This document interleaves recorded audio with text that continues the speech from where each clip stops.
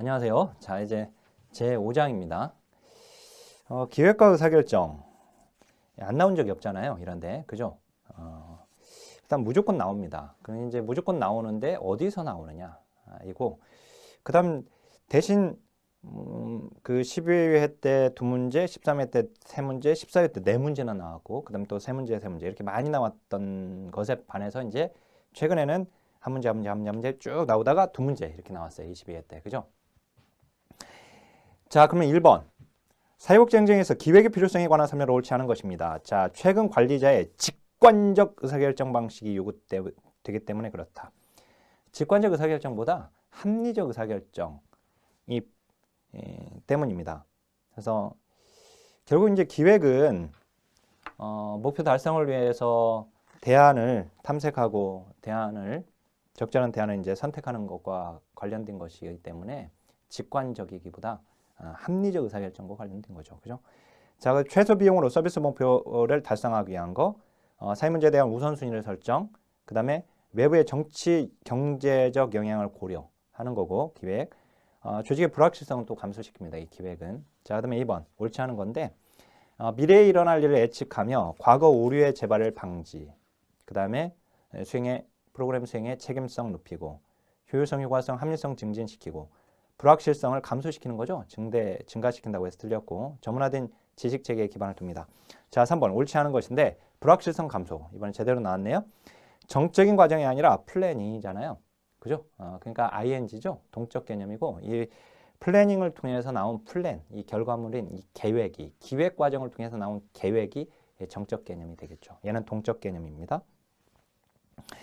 자, 서비스의 효과적 달성, 구성원의 사기 진작, 그 다음에 미래활동 목표 달성을 위한 미래활동 준비. 자, 그 다음에 4번.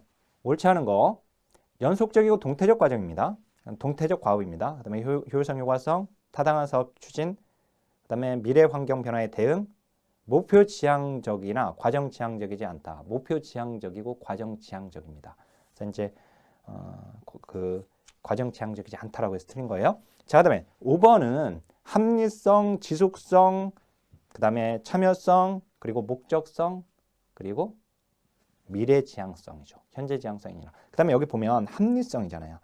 기획은 합리성을 추구해요. 그러니까 합리적 의사결정과 관련된 거예요. 알았죠?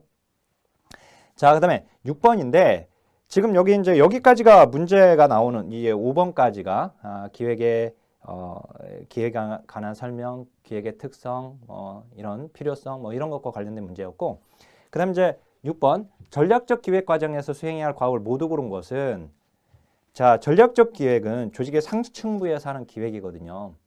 그래서 조직의 사명과 가치를 설정하는 거 맞고, 그 다음에 자원 할당도 여기에 들어갑니다. 근데 프로그램의 목표 설정이나 프로그램 실행은 구체적인 프로그램과 관련된 것은 이거 운영 기획이에요. 그래서 거기가 옳지 않죠.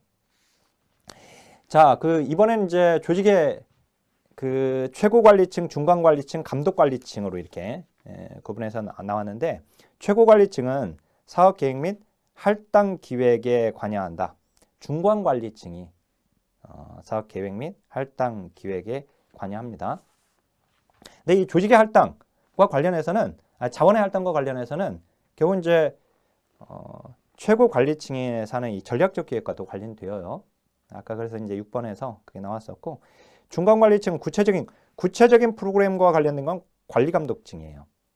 그 다음에 주로 1년 이상의 장기 기획은 최고 관리층에서 하는 일이고요. 그다음에 이제 전략적 기획은 조직의 기본적 결정과 행동 계획을 수립하기 위해 이루어지는 거 맞습니다. 운영 기획은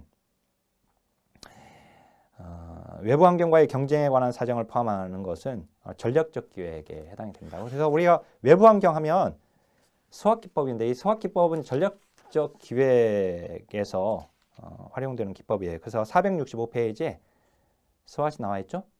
조직 내부 분석과 외부 환경에 대한 분석해서. 자, 그 다음 8번은 기획 과정인데요. 그죠? 이것도 보니까 지금 마지막 뭐 실행하고 평가했겠죠. 그래서 니은과 니은 다음에 니을이 나와줘야겠죠. 그죠? 그러니까 5번이 답이네요. 그냥 바로 나왔어요. 보니까 이제 미음 문제 확인하고 기억, 목표 설정하고 그 다음에 디귿, 프로그래밍하고 그 다음에 실행하고 평가했겠죠. 그래서 항상 문제를 풀 때 처음을 생각하시든지 마지막을 좀 생각해 보세요. 처음이 이게 안 잡히네 그럼 마지막을 또 보세요. 근데 물론 이제 마지막이 아까 같이 3번과 5번처럼 니을 이렇게 같이 있을 수 있단 말이죠. 그러면 이제 기억과 니은을 한번 봐봐야죠. 네, 이제 실행하고 평가했을 테니까. 그죠? 목표 설정하고 평가하기보다. 자, 근데 13회 때 그렇게 나왔는데 근데 9번, 10번 그 다음 11번 스키드모어가 제시한 기획과정의 문제가 나왔어요. 이렇게 맨 처음에는 14회 때 그 목표 설정, 자원 고려 그 다음에 그 다음에 이제 대안을 모색했겠죠. 결과 예측을 벌써부터 이제 4번, 5번 이렇게 하지 않겠고, 그죠? 그래서 이제 대안 모색을 하고 그 대안에 대한 이제 결과를 예측한 것이에요. 계획 결정하고 구체적인 프로그램 수립하는 겁니다. 그래서 결국 기획은 프로그램을 만드는 것이니까, 그죠? 수립하는 것이니까. 자, 그래서 이렇게 이제 순서가 나오더니 10번에 그 내용을 가지고 물어봐 버렸어요. 근데 그거 봐보세요, 이제. 우리가 9번을 통해서 맨 처음에 지금 목표 설정이 들어가 있구나. 그죠? 근데 사실은 이제 그 전에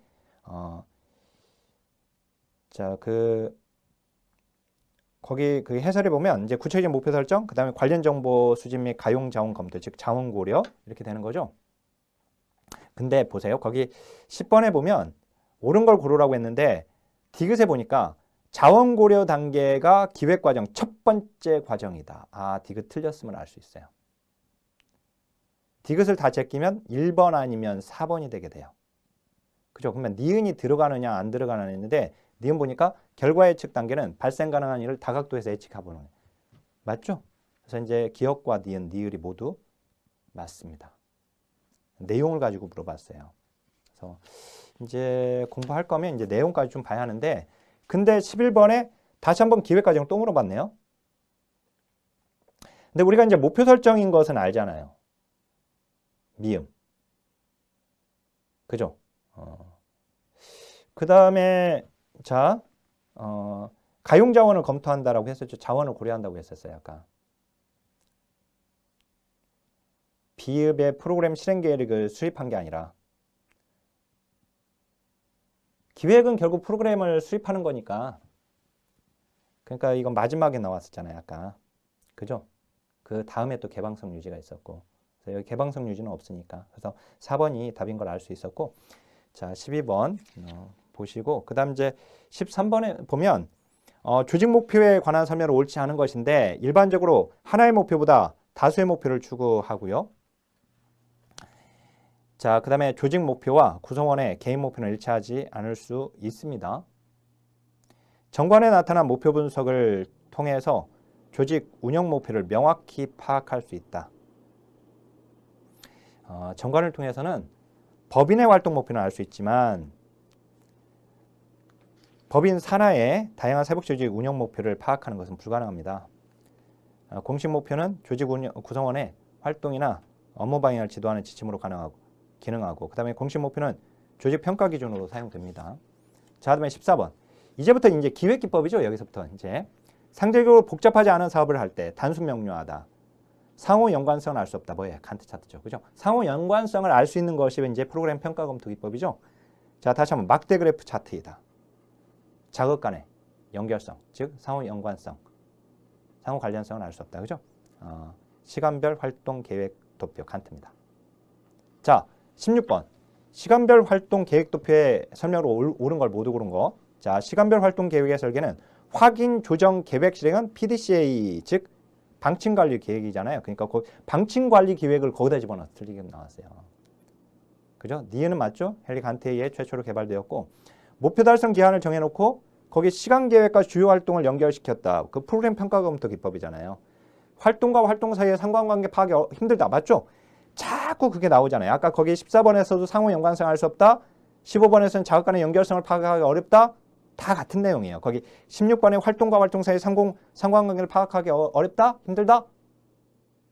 그죠? 자, 이번엔 17번부터는 프로그램 평가 검토 기법인데요.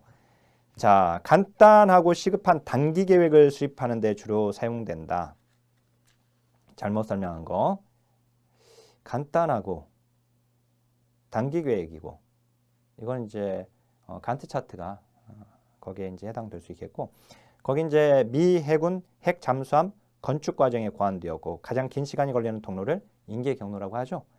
세부 프로그램 사이의 흐름을 이해하기 쉽고 프로그램이나 세부 목표 사이의 시간을 계산하여 표시합니다. 자, 18번 관리기법. 프로그램에 필요한 과업들을 확인하고 소요 시간을 계산해서 추정하죠. 그죠? 그래서 최적 시간, 즉 인계 경로. 뭡니까? 퍼트예요. 자, 그다음에 19번. 프로그램 진행. 이번에 22회 때도 이렇게 나왔어요. 프로그램 진행 일정을 관리하는 목적으로 사용하는데 상호 활동들 간의 상호 관계, 연관성을 명확히 보여준다. 인계 경로, 여유 시간. 뭡니까? 프로그램 평가 검토 기법. 그죠? 어렵지 않잖아요. 그죠? 자, 20번. 퍼트에서 프로그램 시작부터 모든 활동의 종료까지 소요되는 최소한의 시간 경로. 뭡니까? 인계 경로죠? 맞아요. 자, 그 다음에 21번. 옳지 않은 것인데. 목표 달성 기한을 정해놓고 진행한다. 과업별 소요 시간을 계산해 추정하고요. 최종 목표를 달성하는 데 있어서 최단 기간을 제시할 수 있는 기법이죠. 주요 세부 목표, 활동, 상호 관계, 시간 계획을 연결시켜 나타내는 것이다. 근데 5번. 겐트 차트에 비해서 활동 간의 상관관계를 파악하는 데 유용하죠. 자꾸 활동 간의 상관관계. 이걸 가지고 논점을 내고 있어요. 보니까. 그죠? 자, 그 다음에 22번. 옳은 것인데 버튼은 최초로 시도되는 프로그램에 유용하지 않다. 아닙니다. 오히려 최초로 시도되는 프로그램에 유용합니다. 즉 일회성으로 끝나거나 최초로 시도되는 프로그램의 경우에 버트로 도출되는 정보가 유용해요.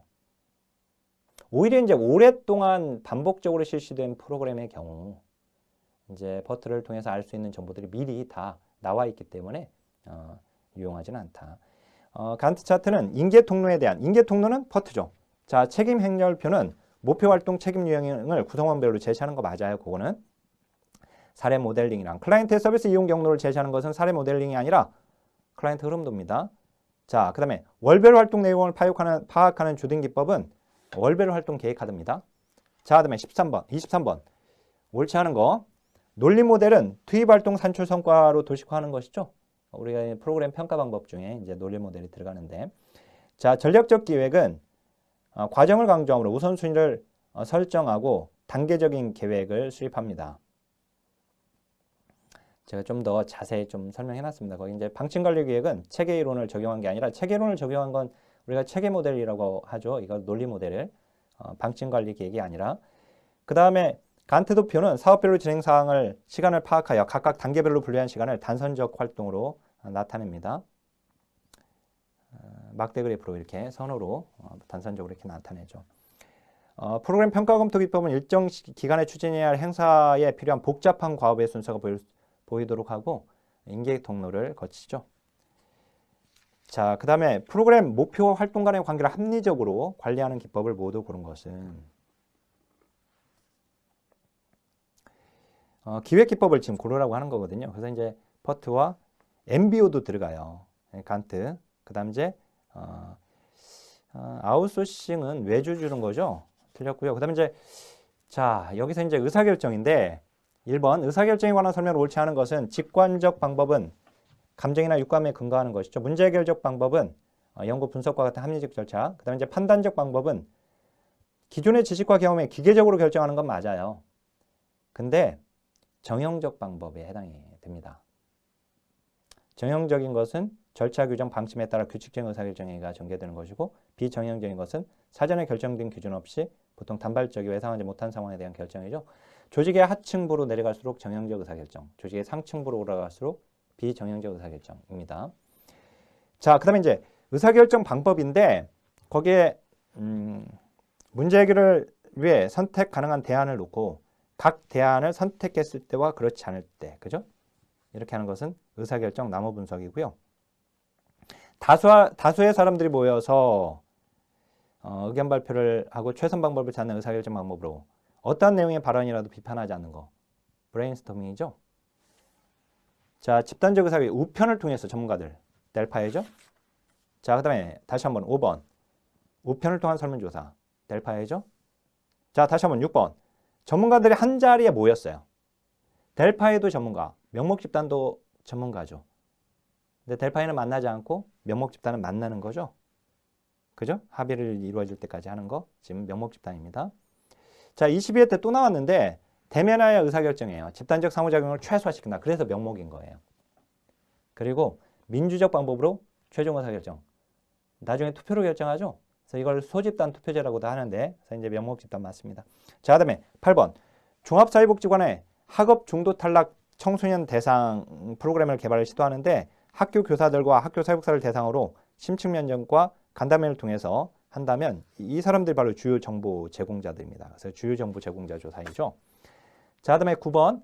소수 이해관계자를 모아놓고 토론을 했어요. 초점 집단이죠. 바로 나오는 거예요. 이게 집중 토론시키면 토론시켜서 하는 방법. 10번인데 의사결정 방법에 관한 설명을 옳지 않은 것인데 브레인스토밍은요. 양이 중요합니다. 질보다. 그래서 이제 아이디어가 나올 수 있게끔 다른 사람의 비판에 대해서 아이디어에 대해서 그 의견에 대해서 또는 아이디어에 대해서 비판하지 않는 거예요. 양이 중요한 거예요. 질보다. 틀렸고 변증법적 토의 찬반을 정해놓고 하는 거죠. 그래서 사안의 참성과 반대를 이해하는 걸 기본으로 하고 델파이 전문가로부터 정보를 수집하여 합의를 얻으려고 할 때 적용할 수 있고 대안 선택 흐름 도표 예 아니에요. 그죠? 그 다음에 연속 명목 집단 기법은 감정이나 분위기상의 왜곡 현상을 피할 수 있죠. 그래서 적극적으로 토론을 시키지 않는 거예요. 여기서. 자, 다시 한번 11번. 대안 선택 흐름 도표는 개인적 의사결정이죠. 브레인스토밍은 지도자만 주제를 알고 그 집단의 문제를 제시하지 않은 상태에서 장기간 자유롭게 토론하는 방법은 이건 시네틱스입니다. 그죠? 시네틱스가 이렇게 나왔어요. 판단적 의사결정이 아니라 문제해결적 의사결정이고 그 이제 3번은 직관적 결정은 개인의 지식과 경험을 가지고 하는 판단적 의사결정이죠. 직관적 의사결정이 아니라 비정형적 의사결정은 직관과 판단에 이루어지는 거죠? 맞아요. 자, 그 다음에 12번부터는요. 이건 정책론의 정책결정 모형과 관련된 거예요. 여기서 의사결정 모형으로 나오지만 이제 정책론에서는 정책결정 모형으로 나오죠. 그래서 거기서 이미 공부한 겁니다. 그래서 거기 이제 잘못된 것은 합리 모형은 종합적인 정보를 얻어서 의사결정의 고도의 합리성이죠.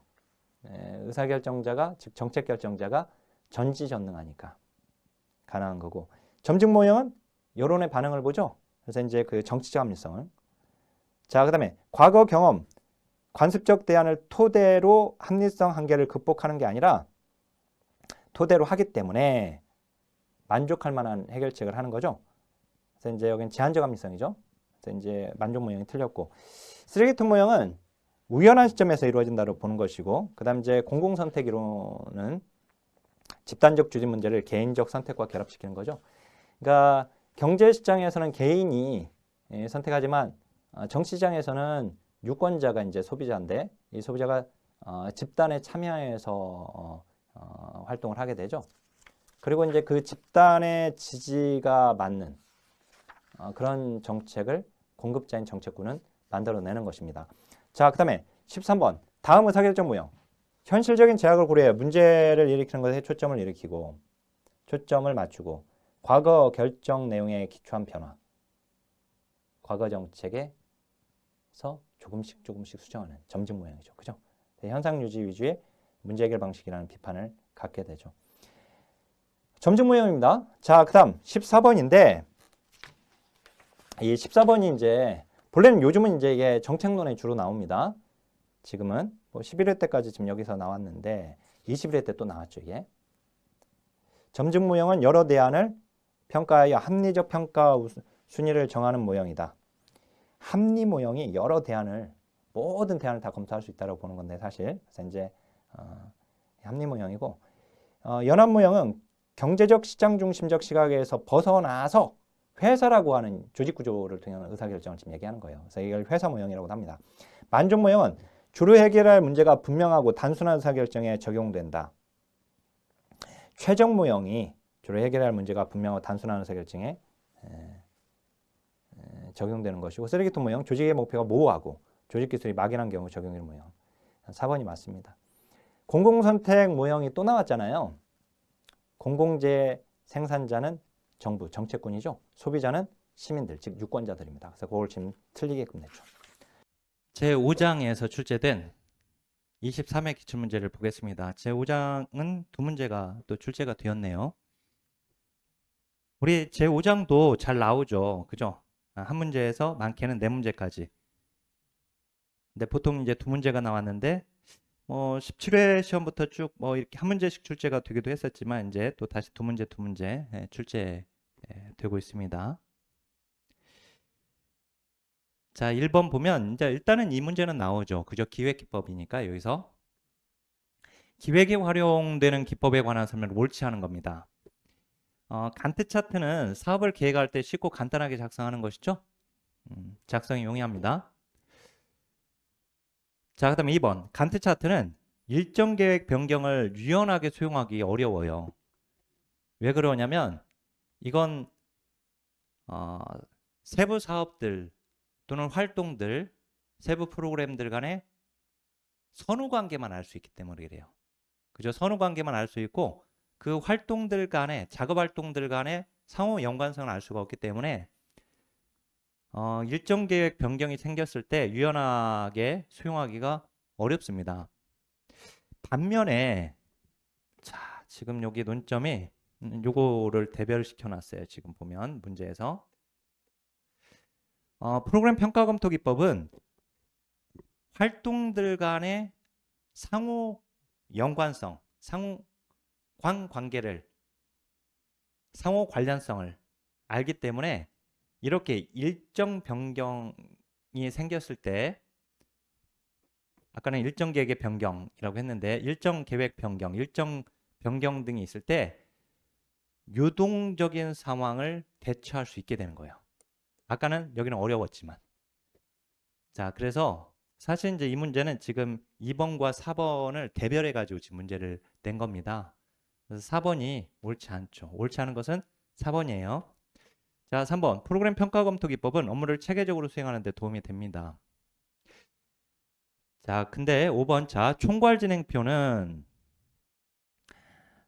이제 총괄 진행표하고 우리 구분해서 클라이언트 흐름도가 이전에 이미 나왔었고 이제 여기는 이제 프로그램 제공 과정 시작부터 종료까지 확인해 볼 수 있다. 그죠? 이제 총괄 진행표 제가 정의를 좀 넣어놨는데 프로그램의 절차를 도식화하여 각 단계 흐름을 시각적으로 표현하는 기법이다. 그래서 프로그램의 시작부터 종료까지의 전 과정을 한눈에 쉽게 볼 수 있게끔 해주는 거고 클라이언트 흐름도는 여기 이제 클라이언트를 붙이는 거거든요. 이 안에 클라이언트 플로우 차트 해서 클라이언트가 서비스를 받는 과정을 이제 보여주는 것이죠. 자, 답은 옳지 않은 것은 4번이 옳지 않습니다.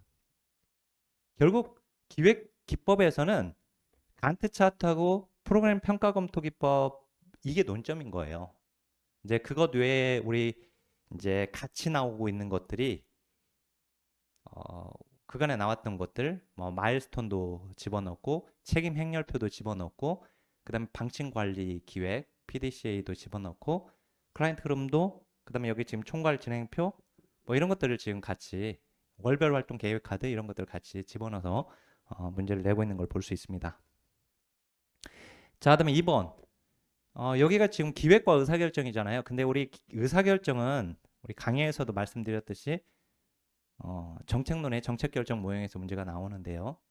근데 지금 계속해서 지난해 22회 때도 마찬가지, 지금 23회 때도 마찬가지로 계속 행정론에서 이 정책결정 모형을 같이 물어보고 있어요. 행정론은 이제 의사결정 모형으로 이걸 다루게 됩니다. 자, 이번에 또 나왔죠. 그러니까 정책론에서는 정책결정 모형으로도 나오고 그 다음에 행정론에 또 다시 의사결정 모형으로 또 문제를 냈어요. 양쪽에서 다 나오게. 자, 옳은 것은 쓰레기통 모형입니다. 문제 진단과 의사결정 과정이 체계적이고 논리적으로 이루어진다고 보는 것은 이건 이제 합리 모형으로 볼 수 있어요. 이제 쓰레기통 모형에서는 합리성이 없죠. 여기는 그리고 정책 결정이 우연히 된다는 거예요. 우연히. 그러니까 여기는 비체계적이고 비논리적인 거예요. 그렇죠. 여기가 이제 이걸 맞는 문장으로 한다면 여기를 비체계적이고 비논리적으로 이루어진다. 정책 결정자의 행동보다 객관적인 상황적 조건에 더 많은 주의를 기울인다. 이것도 결정자의 행동이나 그리고 객관적 상황적 조건 모두 주의를 기울이지 않습니다. 알았죠? 요것도 기울이지 않고. 자, 가장 합리적인 대안을 선택하는 모양이다.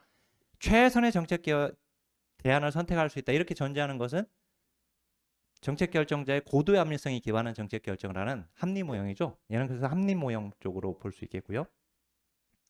합리성과 비합리성을 절충했다 그러면 우리가 이제 합리성과 초합리성을 절충했다 하면 이제 최적 모형이잖아요. 근데 이제 합리성과 비합리성을 절충했다 이렇게 하면 합리성은 합리 모형으로 본다면 비합리성은 점증 모형. 그러니까 합리 모형과 점증 모형을 결합하고 있는 것이 바로 혼합 모형이에요. 그래서 이거는 지금 혼합 모형의 문장으로 볼 수 있습니다. 자, 조직화된 무질서 속에서 우연히 정책 결정이 의사 결정이 이루어진다. 정답은 너무 쉽게 골라졌죠? 자, 그래서 답은 5번입니다. 자, 이번 시험도 지금 보면 5장에서 나와야 할 것들이 나왔어요. 그리고 나오고 있는 것들이 나온 것이고. 그죠? 예.